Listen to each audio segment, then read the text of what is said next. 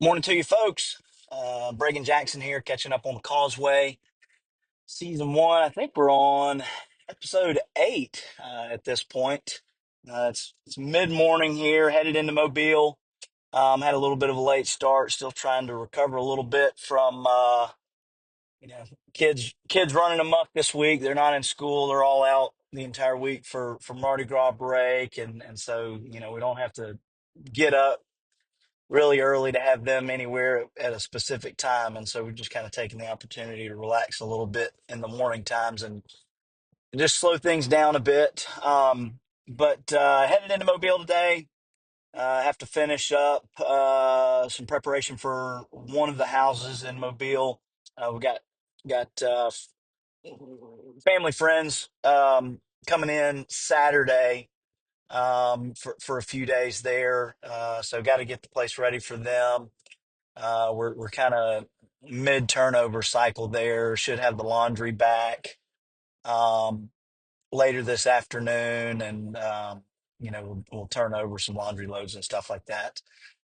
But got a couple errands to run as well. Got to return a security deposit from one of our rentals. We had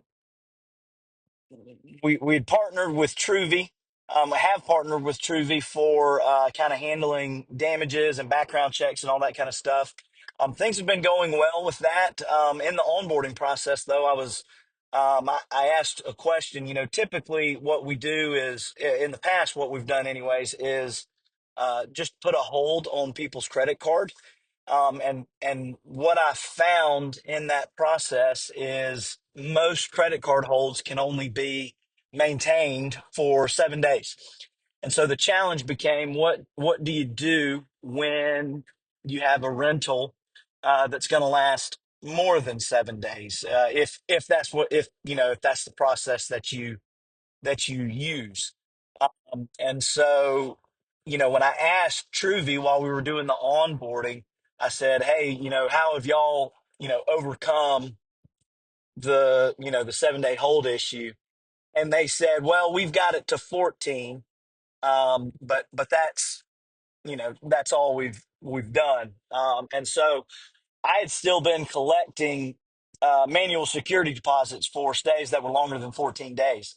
Well, I found out in talking with their tech support team, and I hope I've gotten good information the second time, because it certainly makes my life a little bit easier. But they're saying now that their hold is good, and the guest only has to re-sign paperwork if the stay is over 90 days. Well, I've never had a stay.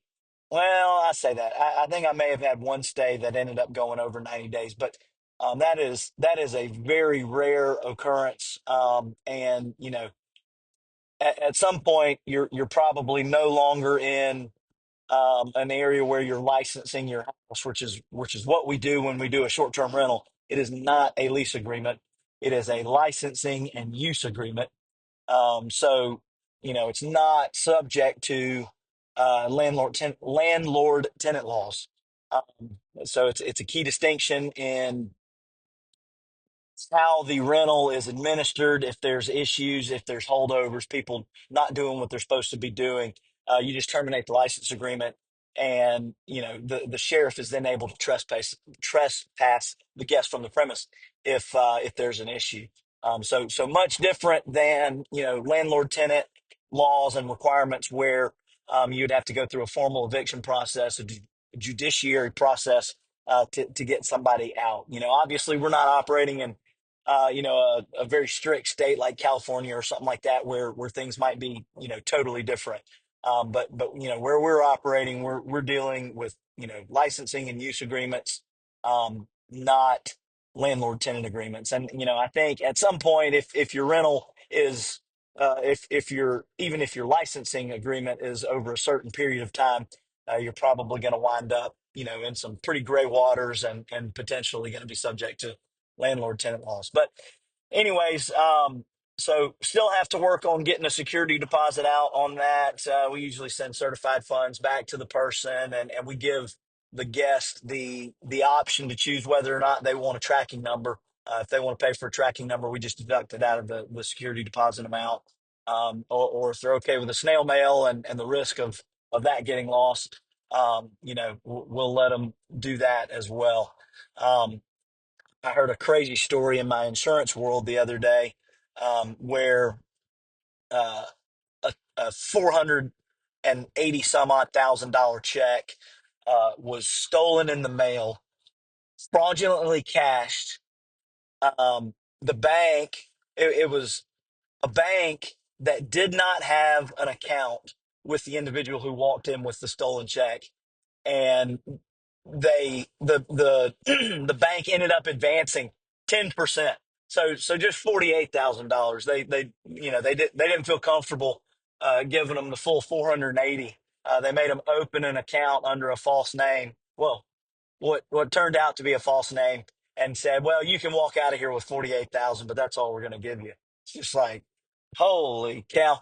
So that's the world we're living in, folks. Snail mail is a dangerous place to be sending money. Um, do not ever send cash in the mail. That is a recipe for disaster. I don't know how um, scammers and people who target that stuff have figured out how to determine what mail has money in it, but they're good at it, and they don't miss a beat. Um, and so don't send cash in the mail. That's the worst thing you can make, worst mistake you can make. Um, but wanted to talk a little bit about our sales process coming up in these next few episodes here. I've got two warm leads that we're working. I mentioned that we've been doing cold email outbound, and a little bit of direct mail marketing. Partnered up with Ventori to do that, working on growing inventory and building, finding leads and nurturing leads. They actually released a webinar the other day that I listened in on. Katie Bean is the director of sales over there, so she headed up a webinar about um, how to nurture those leads, and I was doing I was doing a lot of that stuff already. There really wasn't um, a whole lot that I needed to say. Oh, I've been missing this. I was hoping that there was going to be a big light bulb. We didn't quite get there. It kind of turned out to be a little bit more. Hey, you should try our CRM software, which is obviously, an added monthly cost that, with no customers in the door, no true paying customers. We're managing properties, but, no third party paying customers coming in the door. It's hard to justify, um, you know, all these extra expenses. Every software that you add, Truvi adds its cost, Guesty adds cost, Ventori adds cost. And so, all this stuff just builds up and builds up and builds up. And at some point you have to decide, all right, which ones do I have to prioritize until we're, no longer in the red. So anyways, gonna talk in the next few episodes. I'm gonna try to lay out a little bit about um, what we're doing in terms of sales funnels. Um, and if I don't think we're to a point where I can get a ton of feedback from listeners. But at some point, one of these episodes is going to pop off in the YouTube algorithm, and so going to have it there for when that happens. Would love some feedback on maybe what's worked for other people, if anybody out there is listening and has some advice. But headed into the bankhead here. Y'all have a lovely Thursday, and we will catch you on the next one.